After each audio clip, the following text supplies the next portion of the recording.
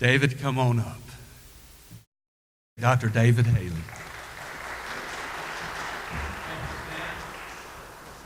Sandy, it's good to be with you today. It's good to be with all of you today. Stan, you got up early this morning, 4:45. I heard one time that preaching is the fine art of talking in someone else's sleep. So that may be the thing today, you know. But I was telling my group over here, we had a young woman who was an intern in our church, and she and her mother came to the meeting last night, and they were on their way to the hotel, and they were involved in an accident, and actually run into by a drunk driver, totaled the car. They were in the hospital at the time, and she sent me a little text message and said, I hate to disturb you. It was about 10:30, and we're over here at the hospital, and we're a little bit shaken up and wondered if you could find someone to come and pick us up and take us to our hotel. And so I said, well, I'll be right over. And of course, they're always in a big hurry at the hospital. We left there about 2:30 in the morning. So if I fall asleep, you'll understand that it's the fine art of talking in your own sleep. I was telling them I heard about a preacher who loved to preach. He just loved to preach. And one time he actually dreamed he was preaching, and he woke up, and sure enough, he was. So that could be the case today, but it's wonderful to be with you, and I have been so inspired by Mark last night and Diane. Wow. Wonderful. We've had Mark in our church, and he's just magnificent, and we're going to have Diane sometime in our church. We have a woman in our church named Loretta Kellison, who is a magnificent pianist, and I would love to get her and Diane to do dueling pianos. That would really be something. So we'll do that. And I loved the Sunago singers. You guys are great. Those folks over there at that where you sing, they're not telling a story. You guys are great. And each one of those songs, it was kind of like, well, now that's my favorite. And then you'd sing it, and it went, no, that's my favorite. But I have to admit, and Carolyn and Reese could verify this, I was kind of moving with that music. And I'm not sure we're supposed to dance in here, but you know, that you did a great job, and I was so inspired by, and inspired by Betty Bold and now Mighty Millie. I want to be Daring Dave, okay? I want to be Daring Dave, so maybe that'll happen. But thank you for your presence this day. Our numbers are not large, but you know what I think about? I think about those disciples. There weren't many of them. And what did the Bible say? They went out and turned the world upside down. And I think that's what NCBAM is trying to do, turning the world upside down in the area of ministry among senior adults. And the thing that I love about it, it is senior adults serving senior adults. And that is a powerful, powerful combination. Well, back in 1947, there was a young Bedouin shepherd who was searching for a lost goat over there in the Holy Land. He was about 8.5 miles south of Jericho, and he lost a goat, searching for the goat. And as he went along there along the west coast of the Dead Sea, he noticed some caves up in the cliffs along the coastline there. And if you've ever been there, perhaps you've seen those. And he didn't want to climb all the way up there to try to see if the goat was up there, but he thought maybe the goat had wandered up there. And so he picked up some stones, and he started tossing them up into those caves, but he didn't hear anything. He thought he might hear the bleating of a goat, you know, startled by a stone or something like that. He didn't hear anything, just a thud. He'd throw another one, just a thud. He threw another one, and he heard the sound of something that sounded like shattered pottery. Well, he wondered, what in the world could that be? So he climbed up one of those cliffs, and he went into that cave where he heard that unusual sound. And what he found is he found some clay jars They were about 25 to 30 inches tall, about 10 to 12 inches around, and they had lids on them. Clay jars with clay lids. He looked inside, and what he found is he found some scrolls, leather scrolls wrapped in linen. Now, he didn't know what in the world he had found. He had no idea about it, but one thing he could tell is that these things were really old. Well, by this time, he'd forgotten all about the goat. The goat didn't matter any longer. He gathered up those scrolls, and he went into Bethlehem. And it sounds interesting. He just went into Bethlehem. We think about going to Bethlehem and have to travel around. He was close to Bethlehem. He went into Bethlehem with those scrolls, and he sold them to a pawn dealer for next to nothing. And he largely forgot those scrolls. But it wasn't long until those scrolls became famous. They're now known as the Dead Sea Scrolls. And their value skyrocketed. For example, a Syrian priest happened to come into the possession of 4 of those scrolls.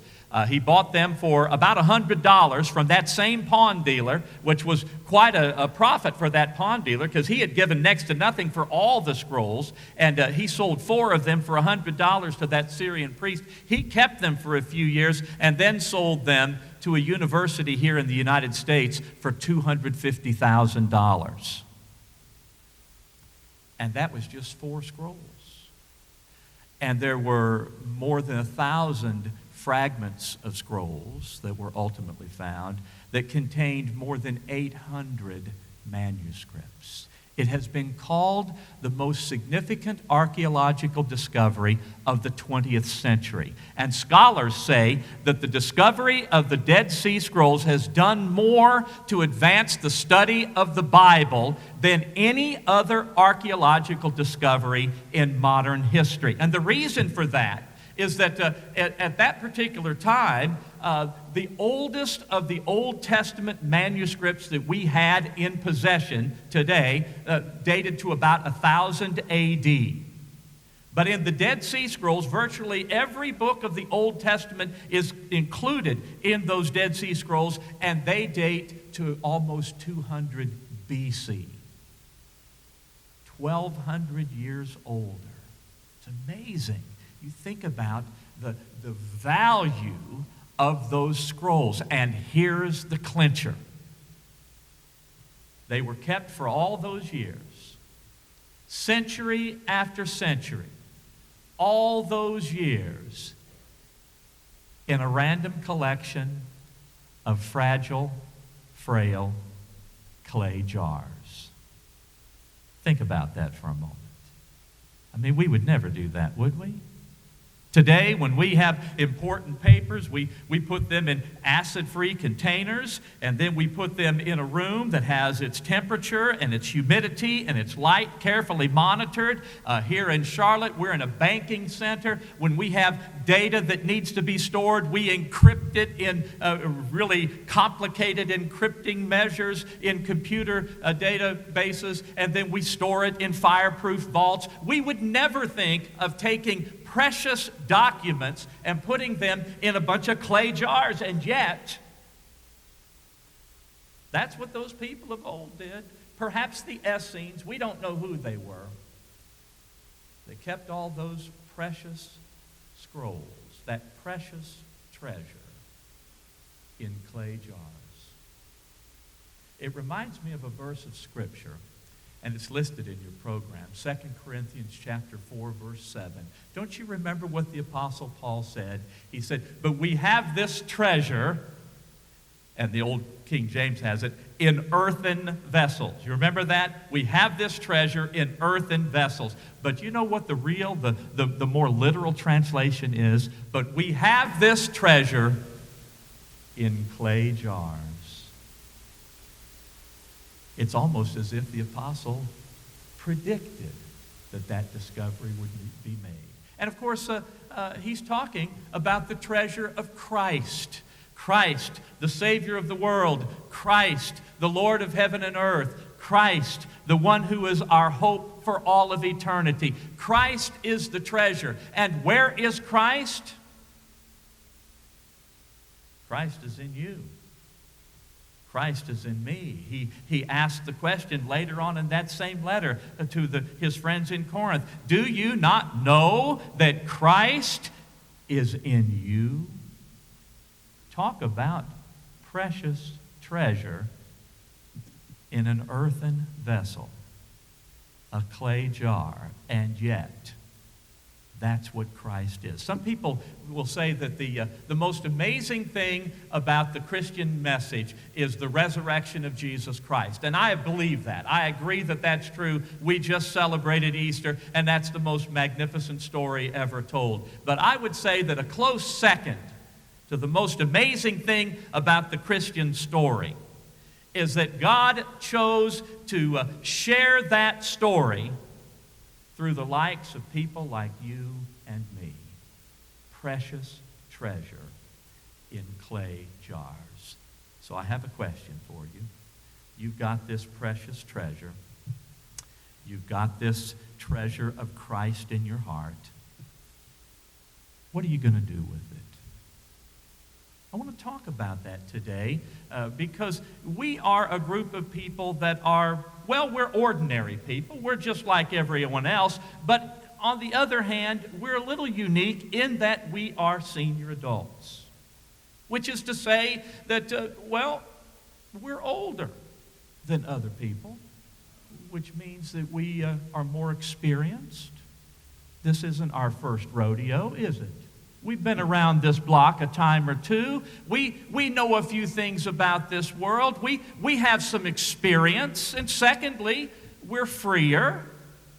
We have time on our hands right now. You know, many people in this station in life are retired. They no longer have to get up early in the morning and go out and chase the workaday world. Remember when you were doing that kind of thing? We don't have to do that any longer. Well, some of us don't have to do that any longer. On the other hand, we have resources. We may not be rich, but we have enough to get by. We can live and we can do some of the things we want to do. And speaking of things we want to do, there are things that we can do, aren't there? We have gifts. We have abilities. We have opportunities. That's what we have, you and I. So the question is, what you going to do with what you got? It is a gift to be at this station in life. I love the way Sister Joan Chittister has put it. She's written a book on growing in grace in senior years, and she calls that book, I love the title, she calls it The Gift of Years. It's a gift to have these years, you and I. What are we going to do with them? Think about the years that you have. For example, in the first place, we have past years. The years that we've already been through. You know, I work on the computer a good bit. I suspect many of you do too. And, you know, I shop on the computer. I hardly ever go to a store anymore. Shop on the computer. I work on the computer. I surf the web and look at news and so forth. And I find that I oftentimes find myself filling out forms. Do you ever fill out these forms online and they want to know your name and your last name and your address and so forth, and then they come down to your date of birth? You know? And you know what I've noticed? It sort of offends me. But what I've noticed is it's not any problem putting the month. It's, you know, I was born in November, so it's down toward the bottom 11, and I was born on the 23rd, and it's sort of down toward the bottom 23rd. And then you pull that drop-down menu of the year, and it's always somewhere in about the 90s. 1990, and so I have to start scrolling down all the way down. I wonder sometimes if I'm ever going to get there. You know what that tells me? I'm older than a lot of people. When did that happen? I can't remember when. That's just the case. Do you know what the median age in the United States is right now? 37. We've lived a lot longer than a lot of people. Most of us would recognize that, you know, I've come farther in this journey than I have left. Now, think about that for a moment. Did you pick up anything along the way in those years? Did you pick up a pearl of wisdom anywhere along the way in the passing of those years? Did you learn anything in the living out of those years? What are you going to do with that? What you going to do with what you got? I like what Betty Bold was doing there with Mild Millie. She was mentoring, trying to help her along. Do you think there's anybody out there that might benefit from something you learned along the way? I was just up in Chicago, Illinois. My son is a pastor of a church up there, and they were having his installation service, and it was wonderful to be up there with him and so forth. And I was thinking about him as I was thinking about coming here. And I'll never forget, we have a guy in our church named Jerry Causey. You all know Jerry. There are stories about Jerry. But Jerry was taking us to a football game between NC State and Duke. And this was years ago. David John, my son, was probably in 7th grade at the time. And we found ourselves in a traffic jam there leading up into the football stadium and so forth. And we were already having our tailgate. We'd stopped at Bojangles and gotten the chicken and everything. We weren't waiting to get into the parking lot. We were just tailgating in the parking lot that is sometimes known as I-40. And so we were waiting to get in and so forth. And I don't even know how it came up, but Jerry started telling David John that he had taken a class in family at NC State when he was a young student. And he said, I learned something in that. He said, I learned about when you choose your mate. And he said, David John, you're not even thinking about that right now. But when you choose your mate, here are 3 things to remember. You ought to choose someone basically from your background, your socioeconomic background. Because if you choose somebody widely outside of that can be a source of contention. He said, secondly, you ought to choose someone who has about the same level of education as you, because, again, if that's a wide divide, that could be a problem. And he said, thirdly, you ought to choose somebody that shares the same religious values that you have. Now, he learned this, Jerry did, at NC State. That was taught in that family course, and he was telling my son that. Of course, David John, he was all over the wall and so forth, and he wasn't listening to a word that Jerry was saying and so forth. And then David John got married a few years ago, and it was there at his reception. Jerry told me about this. David John walked up and he said, Mr. Jerry, you remember what you told me there in the truck that day when we were going to the football game? I've never forgotten it.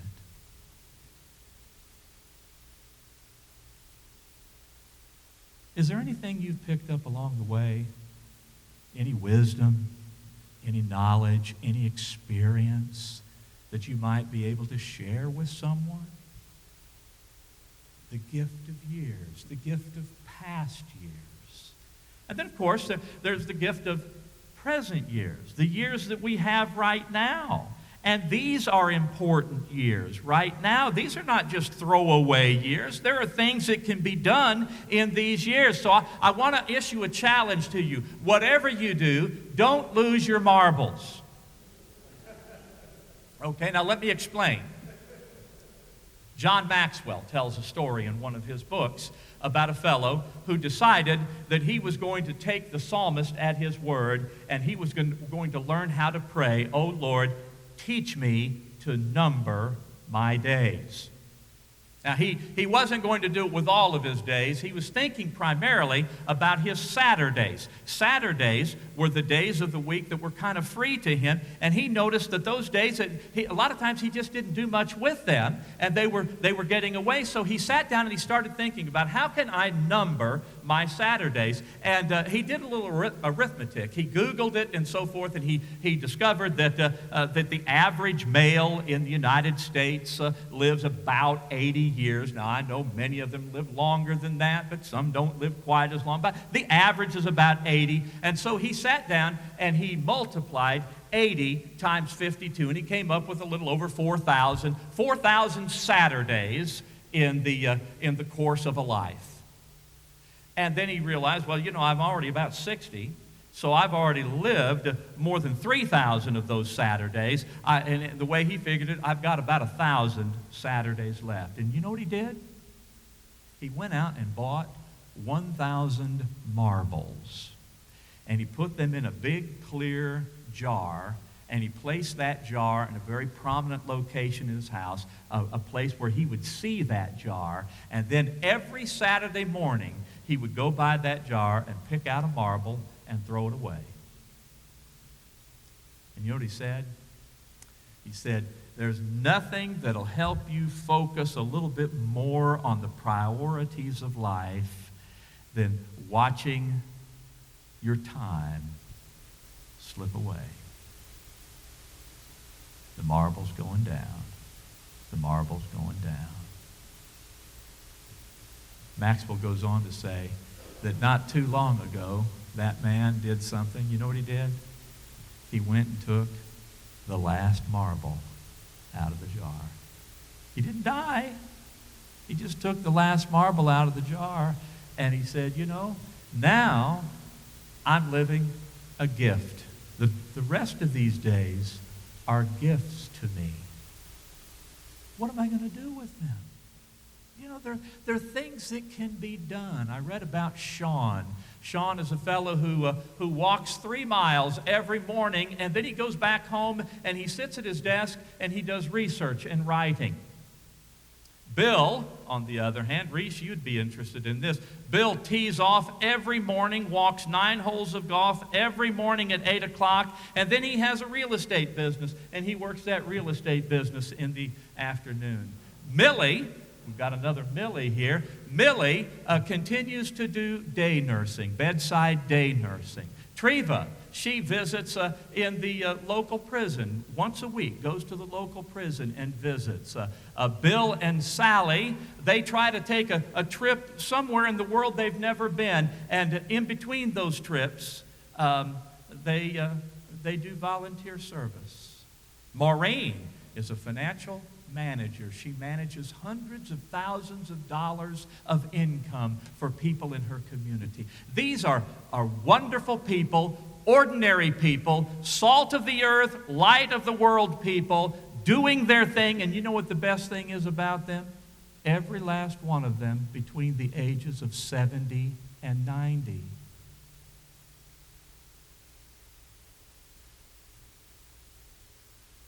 Let me tell you something. When you retire, the last thing in the world you want to do is sit down and do nothing. That's not a prescription for life. That's a prescription for death. When you retire, that's the time to make a difference, because sometimes it's the work that we do in retirement that is really the most significant work we ever do. Because it's maybe during retirement that we're finally free to do what we always had in our heart to do.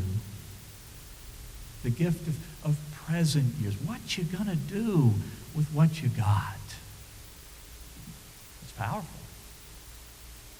Oh, and then of course we have the gift of future years.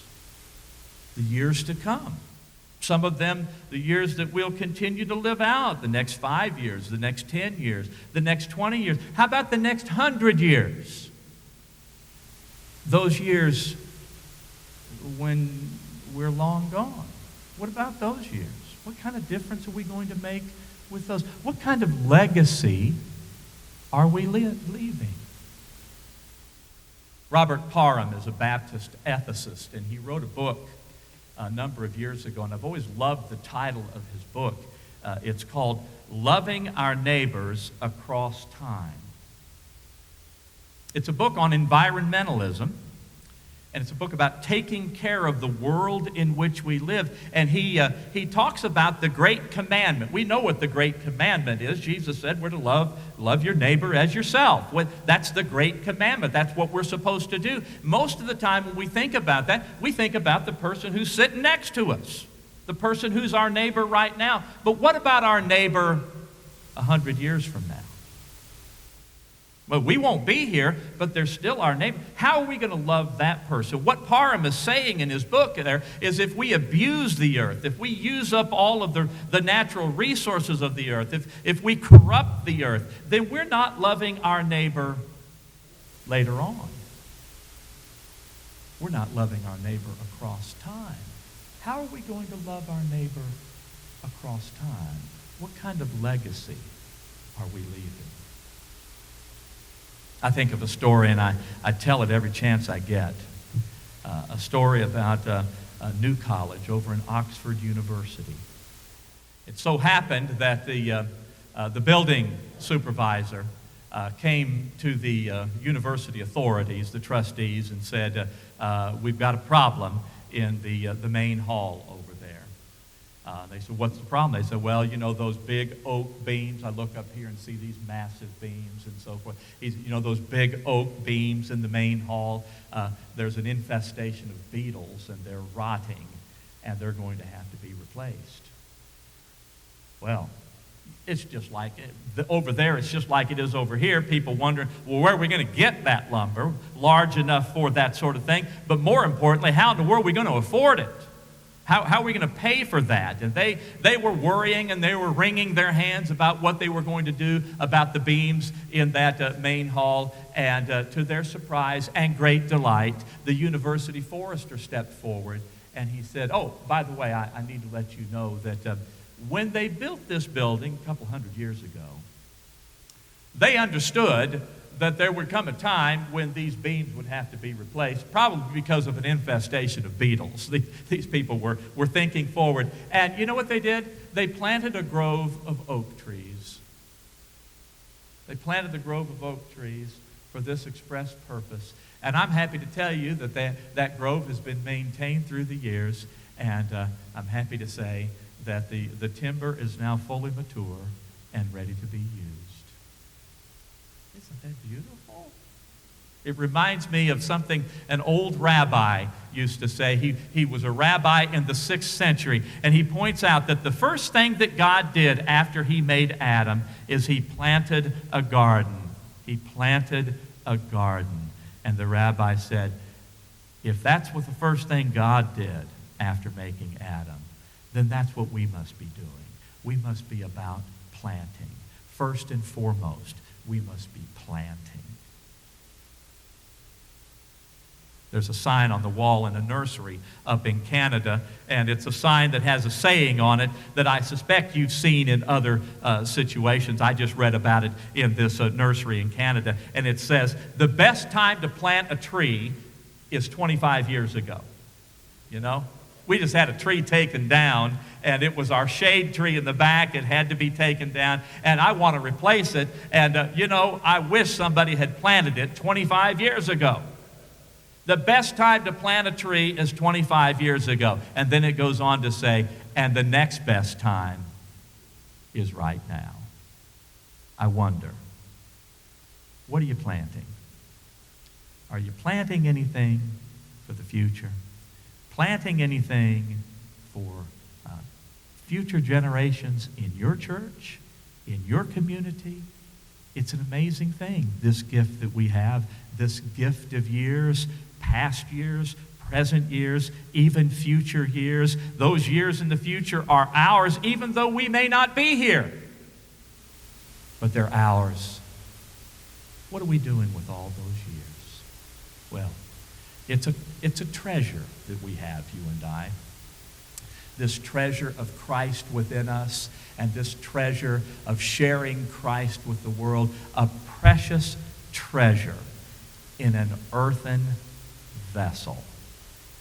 It brings me back to that discovery. I just can't get over how those scrolls managed to make it through all those centuries in nothing but a random collection of cheap clay jars. Can you imagine anything more foolhardy than storing precious treasure in a bunch of clay pots? Well, that's what I always believed. Until about, well, I guess it must be 22 years ago, Stan. I preached a sermon at Barton Baptist Church. And it wasn't this sermon, but it was a sermon on this text. And I talked about the Dead Sea Scrolls and so forth, and how foolhardy it was for them to store those manuscripts and scrolls in those clay pots. You know, I couldn't think of anything more risky than that. And after the service, I was approached by someone, and you all know him. His name is Ed Morris. Ed Morris, wouldn't you know it, we have in our congregation an archivist. He worked for the state archives for all of his career. His duties have been the storing of precious manuscripts and papers and books. And he came up to me afterward and he said, Dave, I appreciate what you had to say, but he said, actually, you got it a little wrong there. Actually, the best place they could have stored those manuscripts were in those clay jars there in those caves. He said, in fact, today we would be hard-pressed to find a place any better than that for the storing of those scrolls. Well, you know, you need to admit it when you're wrong from time to time, or even if it's oftentimes. And I thought, well, I guess I got that wrong. I guess those people back in those days, in those ancient days, I guess they weren't as foolish and risky as I thought they were. As a matter of fact, they were storing those precious scrolls in the very best containers available to them. And do you know what? God is too.